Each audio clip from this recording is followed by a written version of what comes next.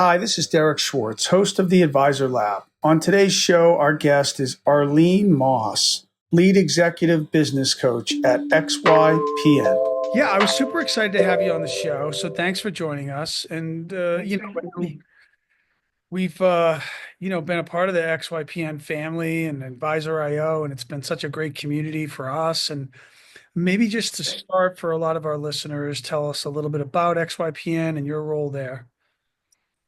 Well, XYPN is a membership organization for fee-only, fee-for-service financial advisors.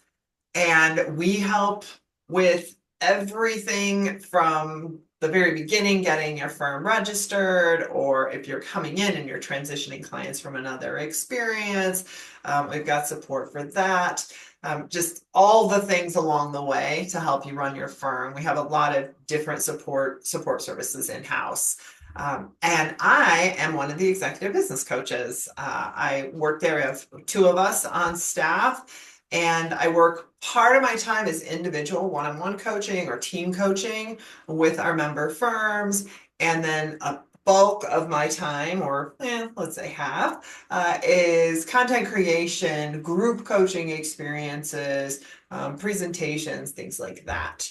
So we are trying to always, move forward so that folks can absolutely build the firm of their dreams and live however they define their best life, get their business set up to support that.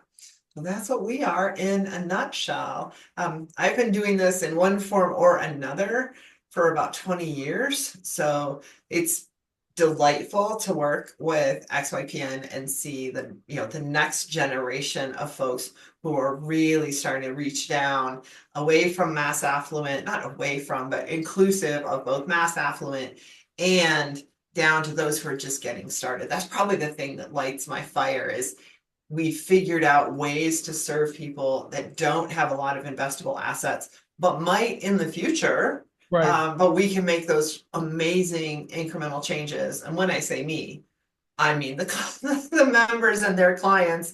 But they're making those amazing incremental changes that are going to just pay off in leaps and bounds over the coming decade. So it's really, really neat to see the creativity our advisors or the XYPN members have in how they serve clients and reach all walks of life. I think that's, very much in parallel to the way our business grew too, because like, as you know, in the private wealth market, there's been this explosion of alternatives and democratization of that. And you've seen the big institutional managers go in with both feet, whether it's Apollo or Blackstone or Ares.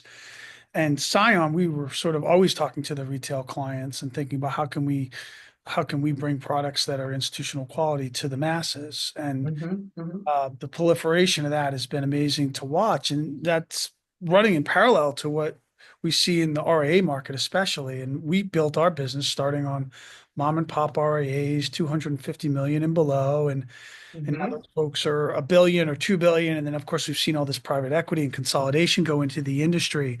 So that's much been a fascinating dynamic. Does that, I don't know, talk a little bit about that. What has changed in regard to the clients, the people that come to you maybe 4 or 5 years ago versus sort of who seems to be gravitating to your pull now, and what's driving them to partner with you? That is It's a lot. I've seen it is a lot. Yeah, I'm trying to get it in my head. And I was going to do the classic, that's a great Yeah. question, Glad which you. is the wonderful stall that we Yeah, all yeah, use. yeah. But it is a good question because in the early days, and I've known Alan, I met him, I think he had just launched or he was getting ready to launch XYPN. And those early days, it was just a ragtag bunch of young planners ready to change the world. And they were the early adapters. So they were the pissed off associate advisor is the tagline that Alan used a lot in those early days. So they just wanted someone to say, yeah, you can do this the way you want to. And there was a lot of just throwing stuff at the wall and getting support, staying one step ahead of the member, getting support out there. And they were patient and lovely and wonderful, and we grew by leaps and bounds. And now we are seeing, because we've evolved over 10 years, or I guess 11 years next month, we've evolved. Obviously, we're not just throwing stuff at the wall anymore. And our members have evolved in that we're getting more and more who are established firms and are saying, okay, we know that we have got to serve the next generation in order to survive, in Right. order to continue, and we know the consumer has changed. That's probably the biggest thing is why, there aren't going to be as many who are just like, okay, here, take all my assets and do whatever you want, because there's so much on the internet. There's so many resources that you can use to do it yourself-ish. Mhm. And where our folks come in is that absolute human connection. And I'm seeing more and more of that where they're like, my focus is perhaps it's advice only, perhaps it's just a really intensive life planning style, but it's digging into that human connection that folks crave.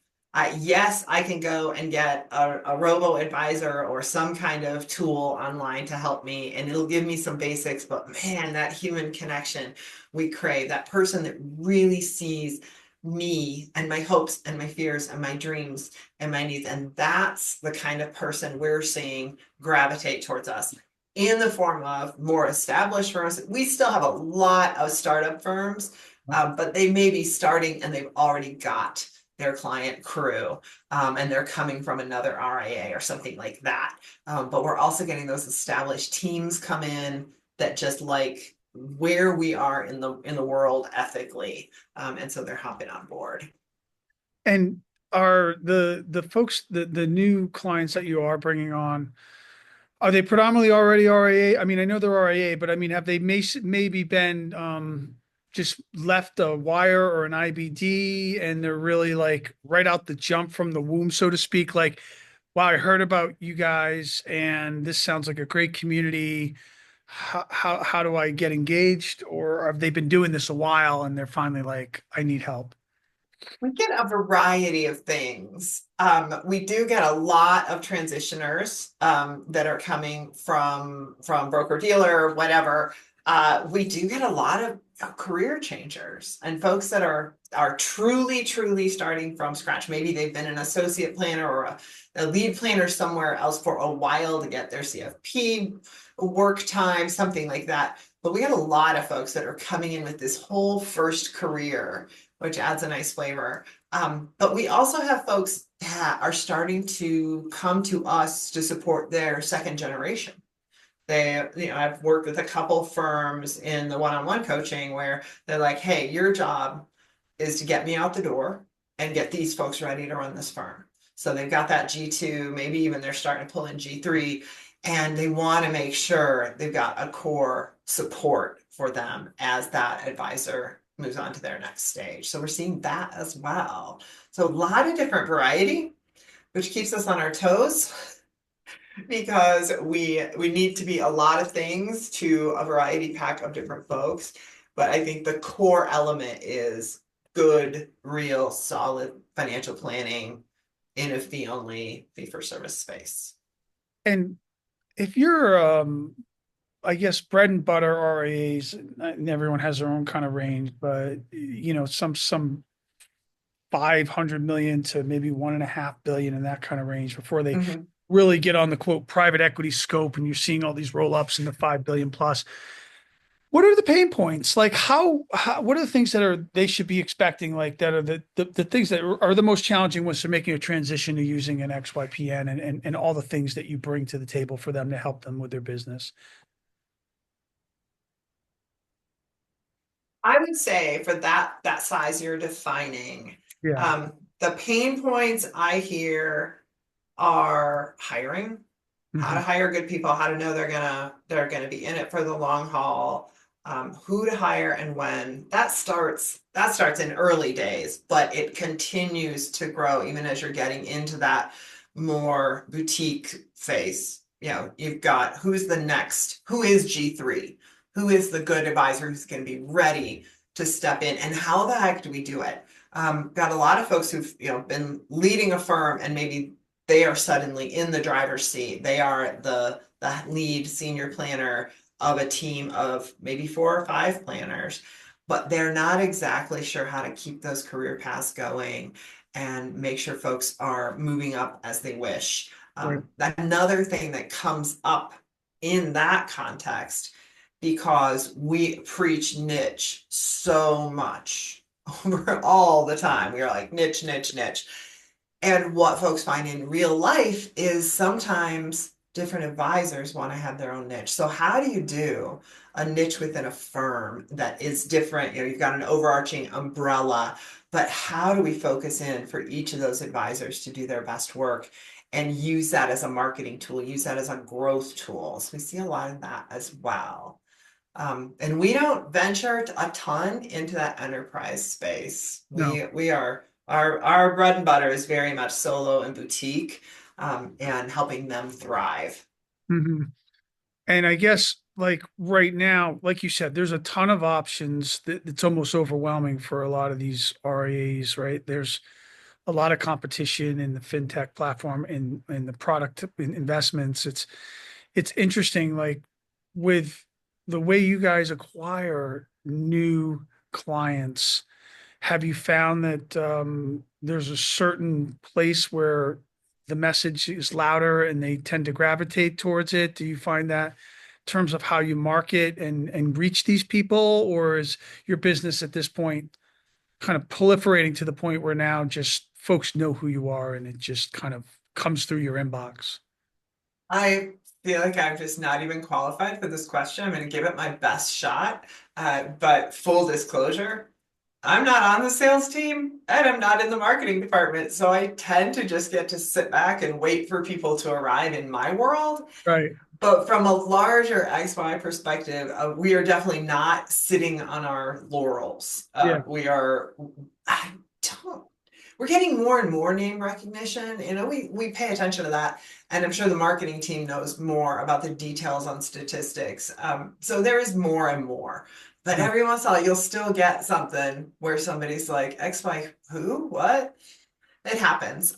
One of the things we've done recently that I think is a pivot for the changing market, and also to just open us up for other folks, is our XYPN Sapphire offering, which is much more of that is an umbrella RIA where folks can tuck in under, and we handle the compliance and we handle so much for them, as opposed to the more traditional XYPN offering where it's like, well, we're going to help you, but you got to do it all. You are your chief compliance officer. You are handling all the investments, or finding a TAMP that does, or using XYPN Invest or whatnot. And Sapphire allows folks who want to plan in the way they want to plan, and they want to create a business that they want to create, but they don't really want to do all of that nitty gritty, because there's a lot. It can be very overwhelming to start a business. So that's a lovely offering that we are finding folks gravitating to a bit. It's not taking over XYPN by any stretch, but it is definitely another offer for folks that it's a good fit for. I'm not sure that answered your Yeah, no, question, that does. And but we talk to obviously a lot of our clients are RA, of course, and they are so idiosyncratic in their different needs and what they are. And we had a guest on, and she focuses on doing a lot of trust and estate planning, especially for clients who have troubled legacy heirs or special needs people, and they have to figure out Mhm. planning like that. And then you talk to another team and all they do is insurance planning, or all they do is mostly they're just the investment manager. And so when you are coaching with a lot of the folks that you're bringing on to your platform, does there tend to be sort of an area that you have to spend the most time on with respect to kind of helping them with their business, because they are so different from one firm to another? You're hitting it. You've basically just covered the example. I think for me personally, and the team I'm on, we are absolutely focused on them figuring out who they want to work with, how they want to work with them and what they want to do.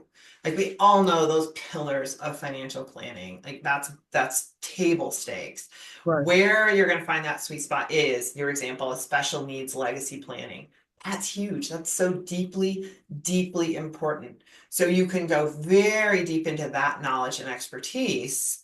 And yeah, you know what you might not know? Not a ton about stock options. Maybe that's not your thing. And we strongly encourage people to narrow it down. Do not be generic. Right. Any, and I'll have folks, a classic example of this I use over and over is in our early calls, we get on a group coaching call and okay, who are you going to work with? What's your plan right now? Oh, I'm excited. I'm going to focus on pre-retirees. And I'm like, well, thanks for listing almost all the humans. Like, Right. what, a kindergartner is a pre-retiree. Like, you got to narrow it down, my friend. Yeah. And then they're like, you know what I mean? It's 5 years to retirement. I'm like, okay, I'm 5 years to retirement. What am I? Am I 5 years to retirement and I've got 250 grand and I don't know how this is going to work because that's not enough? Or am I 5 years from retirement and I've got 25 million and I've got some philanthropy to handle. I've got legacies to build. I've got a family that I need to figure out how to help them inherit this money in the best possible way. Like there are radically different problems that people have, solutions that you can bring, complex technical planning you can do. And that's where I try to help people over and over narrow down and figure out where is their sweet spot. And they are to this day very resistant. As much as we've put out over the years showing that the data show that this will pay off in the end, please trust us. And folks are just like, no, I know most people can pick a niche, but I can't. I have to cast a big old wide net that will encompass everyone. And we have to time and time again show actually you don't. You can be very, very hyper focused, go really deep in an area of expertise that you want to be the expert in, and it's gonna pay off. Just hang in there and trust us. So that happens regardless of what their goals are. We have folks that come in and are like, I'd like to have, max out at 45 clients and I'm never going to hire anybody. I'm going to be solo forever. And then we have, I want to take over the world. I want to have dozens and dozens of advisors working for me. But regardless, we get people who give us pushback on that niche specialization concept. And So is that more or less, do you think, because they're just intimidated by the amount of work that's going to go into having to be an expert in one particular niche, or is it because they're fearful that they're going to exclude a market? That's it. that I would never, I don't think I've ever had, and that's probably a really strong statement, but boy, I can't bring to memory anyone who was like, oh no, I don't want to do the work. Right. If you don't want to do the work, you're hanging out in W-2 land still. You haven't joined XY. Yeah. If you join XY, you want to do the They work. don't want to do the work, but it might be intimidating, right? It's like, It's why don't you write a book? That'll help your branding, right? And it sounds great, but then you're like, oh my God, I got to sit down and write a book. Even with AI today, it's still a lot of work, right? such a good example. Yeah. I Because I think thought it's about the, it. I thought about it. I'm like, yeah. my daughter said to me, Daddy, you should write a book. You speak, you do this, you that. I'm like, yeah, I should write a book. And then I thought about sitting down and writing a book. I'm like, yeah, I don't want to write a book. Just being honest. Oh my gosh. Yeah, no, I love it. And I meet those people who are like, oh, I feel like I've just got this book inside me. I'm like, Yeah. do you? Huh, I don't feel that, but thanks, you do you. Um, It's called your life. so to reframe that a little bit, to clarify what you meant, I think it is intimidating because nobody wants to slam the door in anybody's face. Nobody wants to exclude anyone. The other side is uh, many XIPN advisors and the folks that gravitate towards us want to help everyone. Even if in the same moment they can say, I would like to create a lifestyle firm and I want to serve 50 clients really, really well and have them pay enough to support my lifestyle. Can you teach me how to do that? And I say, heck yeah, I can. And then 2 seconds later, oh, but I don't want to say no to it. Oh, I love helping people. I don't want anyone to go without. And so there is this fear of shutting the door, fear of not getting the first client to say yes. There's a lot, even when folks come across and they spend, the first 6 months transitioning clients from their previous life, when they get to that break point of, oh, wow, now I've got to get somebody to say yes to this firm, cold off the street, don't know me from anybody, that's nerve-wracking. And to then say, oh, and by the way, we want you to just focus on this narrow group, that's where the intimidation comes in. If you can get somebody to buy in to, you get to pick your favorite parts of financial planning. That's it. That's what you get to focus on. And yes, you're going to do the other things, but your real focus is going to be on this thing you love to do. Right. Leaning back into that special needs planning. That is, people have their heart in that. And that's what's such a secret sauce, is for a person to figure out, okay, where is my heart? What made me want to be a financial planner? Who do I want to help? How do I want to help them? That's going to help them overcome that intimidation factor of, oh God, what if I slam the door in somebody's face? And the other fun thing is, we do not advocate slamming the door in anyone's face, whether it is a figurative or literal door. Neither is advisable. If somebody comes to you and says, I want to work with you, and they're not your target market, you have the option to say yes. If you're like, oh, you seem fun and delightful, and I like what you want to work on, yes, please. Like, we're not excluding people. We're just trying to teach folks to focus their marketing efforts, their messaging, and their branding. And with your networks vast, as you coach these advisors, they have access to kind of communicating with this broad community that you've developed, where they can sort of talk with peers and folks who've gone through it, right? That you've already taken. You should talk to Derek Schwartz and his RIA. We brought them on 2.5 years ago, and same size, kind of similar market, struggling with some of the Yep. same challenges. And then you're able to put them in contact with them, and they're able to get a lot out of that. Yeah. Our member experience team is great at that. They have memories like steel traps, and so they will know. Plus, spoiler, we use data. We have a CRM of our own, and so we will go and look and say, okay, who else? Just the other day we had one. Who knows which other members have served farmers?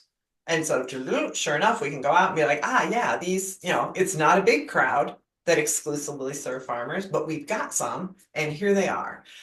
We kind of approach it. We want them to have small group support, because there's over 2,000 members. So if you're coming in and you're intimidated, and I say, oh, well, you should post that in the forums, that's great. But it can also be its own form of intimidation. Like, do I want to go in front of 2,000 people I don't know yet and say, hi, I'm new and I'm struggling with this? Probably not super excited about that. So if we can narrow that scope for them, so they're messaging, 20 people, that makes life a little bit simpler and less intimidating. We also do that one-on-one, just like, here's the list of folks we think you should, get an email intro to, and we'll handle that. Would you like me to email and help this out? Oh, yes, please, thank you. So we will help with that.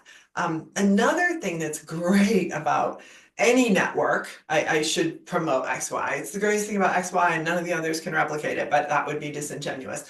NAPFA, probably FPA to an extent, although it's a little bit more diverse. But what's great is you can find the folks that you know and trust and admire who are not serving your niche.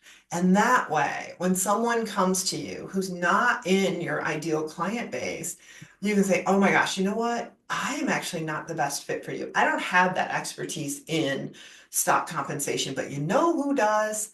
So and so. And or here are some folks who do. Or here's an advisor portal you can go to and just click on stock compensation to get the ones that are the experts. So we've got this great cross-pollination.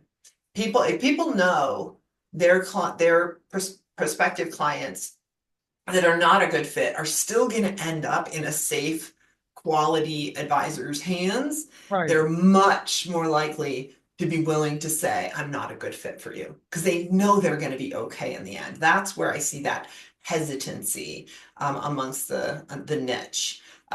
And then the other fun thing we've seen over the years is folks who collaborate because they serve the same clients, but they know there's plenty to go around. Well, they're We not are in the same all market, right? They right. like, They're hey, you're in Chicago, I'm in SoCal. Not that they can't work with clients everywhere, but right. advisors, like any practitioner, they're competitive and they think they have a secret sauce or something. And so I can imagine that could cause some limitations on the sharing of information. Don't see that as much as you might think. There are certain things. If somebody has been working really hard on something that is proprietary, they're a little more cautious about sharing it. But as far as that referral, we have just created this culture of abundance where people say, okay, and the example that's in my head is military financial advisors. We have a pretty large segment of advisors who serve military, former military, sometimes federal employees. They kind of take a little bit different flavor, but it's this focus on this military connection. And they support one another beautifully because they know there's way, way more military, active duty, and retiree than their little crew could possibly cover. So I've never seen them fight amongst themselves. Right. And even within that, you can find someone like we have one who serves fighter pilots. Like that's it, the entire nation of humans. Hmm. And he's like, nope, fighter pilots. As a person who's known a number of fighter pilots, I get it. They're a breed apart. They have a different attitude. They're different, and that's great. Then we've got other folks, and they always quote, and I'm not former military, so I don't know all the little numbers, but they always know their pay grades. Oh yeah, we serve G whatever to whatever, but I don't remember what the numbers are. But they always have like a cute little code that tells you exactly who they are. Some do enlisted, some They, do they go officers. by their call sign. If they're like, this is Maverick. Oh, oh my gosh. I have had somewhere I know them by their birth name, and then I meet someone and I'm like, oh my gosh, do you know so and so? And then they use their call name or whatever, and I'm like, oh yeah, that is right. That's what other people call him. I don't call him that. I knew him when he was 18. I don't call him that.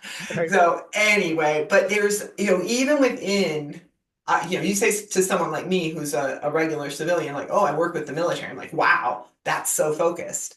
But Right. then you dig in, it's like, oh no, I work with this branch and Right. I work with Navy, I work with whatever. So they can all collaborate so beautifully because there's just not a huge competitive nature as far as cutthroat competitive. Yeah. Where I see competitive is how much you make and how fast you grow. And like it's not like we're not humans. Well, So right. Right. yeah. They hear somebody just screw their book by whatever, and they're like, how did he or she do that? Like Yeah. Yeah. that kind of thing takes place. Well, this is amazing. Is there anything new that you're bringing out with XYPN or anything that you guys are doing or upcoming events that you want to address or talk about? Or Oh, this one I officially get to sell from the stage. yeah, We have been working on a lot of tools behind the scenes that we're slowly launching and beta testing internally to help create an operating system of sorts for advisors. You asked a while ago, how we're seeing our membership transition and wanting kind of off the shelf products, things that are really tried and true and just plug it in and let's go. We've been working on more and more of that to really help folks get away from cobbling together a variety of other things. Something that's very popular in our area is the entrepreneurial operating system, EOS from Gino Wickman. It's fabulous, but it's made for bigger businesses. They tell you right out of the gate, like this is designed for bigger companies. So we see people trying to figure it out. And we said, we need to help them with stuff that's specifically for RIAs, specifically exactly for who we're working with. So we've been doing a lot of work on that. A lot of wonderful members helping us beta test and giving us fantastic feedback. You asked about events. I would be a terrible employee if I did not plug XYPN Live. That is not until the fall, but we had, you know how conferences go. You got the early bird, you got the not so early bird, and then you got the full price. And so we're somewhere on that journey. It's going to be in Austin this year. It is a fabulous event. If anyone is XYPN curious, that's the place to be. A lot of great content. You get to connect with members, figure out if we're your people, and learn a lot. And even if you say no, XYPN is not for me, it will not be a wasted week. In the short term, for XYPN members only, we do have a retreat coming up. We've got a few slots left in that. That's the tail end of April, but that's not for everybody. So I don't need to do a big push here for that. Where's that being held? That's in Bozeman, which is where our headquarters are. Really? So yeah. Bozeman? I didn't know that. Okay. Bozeman's Yeah, Montana? it is. Yes. Okay. Sorry. Can you tell I'm from the Mountain West where I didn't bother to mention the state? Yes. For those of you that don't live in the Mountain West, it's Bozeman, Montana. You probably Made fly through popular Salt by Lake the or show Denver. Yellowstone, right? Was it Yellowstone was shot It out is gateway to Yellowstone. Yeah. And Yellowstone's, yes. Yes, apparently you can see, like places where they've filmed things nearby. I don't bother with that, but yes. Excuse me, but we're gonna have a short, 2-3 day retreat, a little time on the end for folks to go do fun stuff if they want to go down to Yellowstone, want to go to the hot springs. I know I've got one member who's really, really hoping the snow lasts and he can ski.